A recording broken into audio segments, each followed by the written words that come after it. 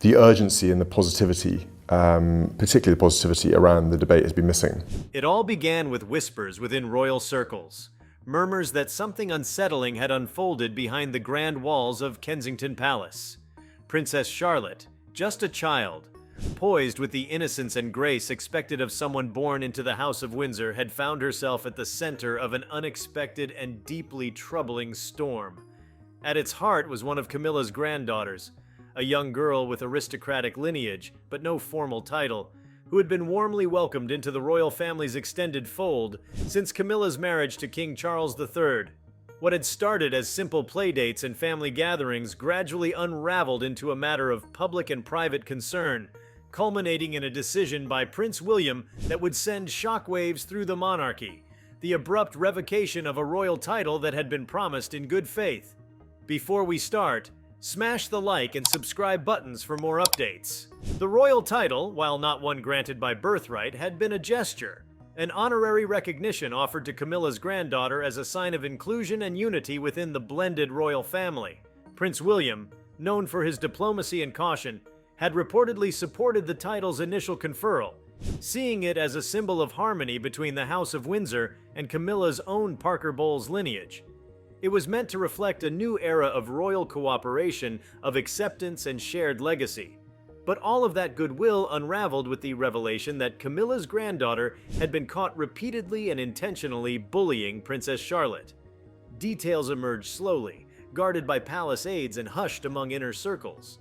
According to insiders, the behavior had not been a single incident of childhood squabbling, but a persistent pattern that bordered on emotional torment. The bullying took place largely away from public view during family holidays and gatherings, often when adults were preoccupied with formalities or conversation. What was most alarming was not just the behavior itself, but the deliberate nature of it. Sharp words meant to undermine, exclusionary games, subtle but cruel manipulations that left Charlotte visibly shaken on more than one occasion. It was clear this was not harmless teasing between cousins, but something more targeted and cruel. William and Catherine had tried to handle the matter privately at first. The Prince and Princess of Wales are protective of their children, especially Charlotte, who often stands poised in public with an uncanny composure for someone her age. But behind her gentle smile was a girl deeply affected by the situation. William reportedly confronted Camilla and her daughter Laura, the mother of the granddaughter in question, expressing concern and hoping to resolve the issue quietly. There was an expectation, perhaps even an assumption, that once the matter was brought to their attention, it would be swiftly corrected. What followed was, in William's view, deeply disappointing. The response from Camilla's side was tepid at best, defensive at worst. There was no formal apology. Instead, explanations were offered, suggesting the behavior was being misinterpreted or that Charlotte might be sensitive. Such remarks only intensified William's anger. For a father who had endured the ruthless lens of public scrutiny his entire life, who watched his mother suffer in the unforgiving arena of royal life, protecting his daughter was not negotiable. He would not allow anyone, regardless of family ties, to inflict emotional harm on Charlotte without consequence. When the bullying behavior continued despite the quiet interventions, William made a bold and unequivocal decision. He revoked the honorary title that had been extended to Camilla's granddaughter. It was a dramatic move, rare, pointed, and symbolic. The title, though not hereditary or enshrined in constitutional law, had carried weight and prestige. Stripping it away sent a clear message. The monarchy would not condone such behavior, no matter how intertwined the offender might be with the crown. The act was not simply punitive, but declarative, a stance that the younger generation of royals would prioritize emotional safety, dignity, and moral character over appearances and tradition. Camilla, caught between her loyalty to her own family and her duty as queen consort, reportedly attempted to mediate behind closed doors. Sources close to the palace noted that she was torn, deeply shaken by the conflict, especially given her own efforts over the years to bridge the gap between her family and the Windsors. However, William's resolve remained firm. The matter, in his eyes, transcended the usual family tensions that occasionally plague even the most royal of households. It was about integrity and protecting his daughter from harm, regardless of the social or aristocratic cost. The move set off ripples not only within the royal household but across the broader landscape of Britain's aristocracy. For decades, titles and honors had functioned as mechanisms of unity, diplomacy, and subtle control within upper-class society. To rescind one, especially for reasons so deeply personal and rooted in morality, was almost unheard of. It sent a powerful signal that the values of the monarchy were shifting, that compassion and accountability would eclipse the old codes of silence and deference. Within Kensington and Buckingham palaces, aides scrambled to manage the internal tensions while maintaining a composed external narrative. The official position, of course, was one of quiet discretion. No statements were made, no press releases issued. But those within royal circles knew exactly what had happened. It was no longer merely a question of etiquette or protocol.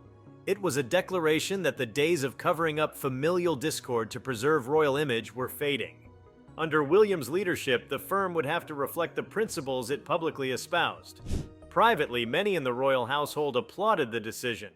Some long-serving courtiers saw in William's actions the influence of his late mother, Diana, whose fierce maternal instincts and emotional openness had often clashed with the stiff upper-lip culture of royal life.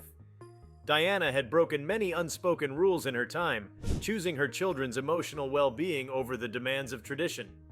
Now her son was following that path, carving a new legacy grounded in compassion, not just ceremony. The act also reinforced the growing generational shift within the monarchy. William, as heir to the throne, increasingly embodies a modern leadership style that contrasts sharply with the more reserved approaches of his father and grandmother. By taking decisive action against behavior that might once have been brushed aside, he affirmed that the values of the future crown would not be dictated by bloodline alone, but by behavior and character. The monarchy, in his vision, must not only appear honorable, it must be honorable. For Charlotte, the revocation of the title may not immediately change her everyday life, but the symbolic weight of her father's decision will likely resonate for years to come. In defending her so publicly, even through an action cloaked in the palace's usual privacy, William has set a precedent for what kind of world he wants his daughter to grow up in. One where silence in the face of cruelty is not acceptable, where no one is too privileged to be held accountable, and where compassion is protected with the full force of royal authority. To many observers, this moment marked a turning point in how royal power is exercised.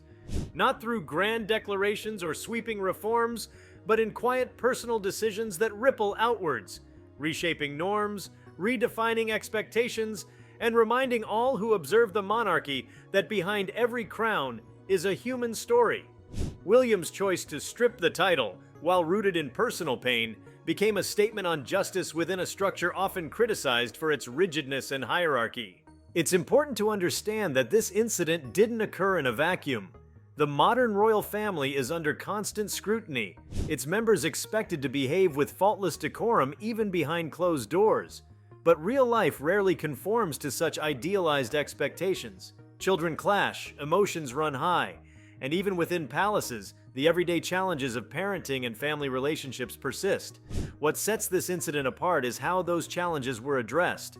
Not hidden, not dismissed, but confronted with clarity and conviction. Camilla's position in all of this became especially delicate. As queen consort, her role is largely ceremonial, but she wields considerable influence behind the scenes. Yet when faced with this conflict between her own bloodline and the heirs of the throne, she found herself unable to satisfy both sides. Her efforts to maintain family harmony were no match for William's resolve. The lines of loyalty had been drawn, and though she did not oppose the decision publicly or privately, the tension was palpable. It served as a reminder that even in modern monarchy, blended families face the same emotional complexities as any other, only magnified by titles, press, and tradition. Meanwhile, within the public domain, speculation ran wild. Royal watchers, insiders, and commentators began piecing together the story from subtle signals, absences at family events, changes in how members were addressed, and reports from unnamed sources. Though no formal explanation was ever offered by the palace, the silence spoke volumes.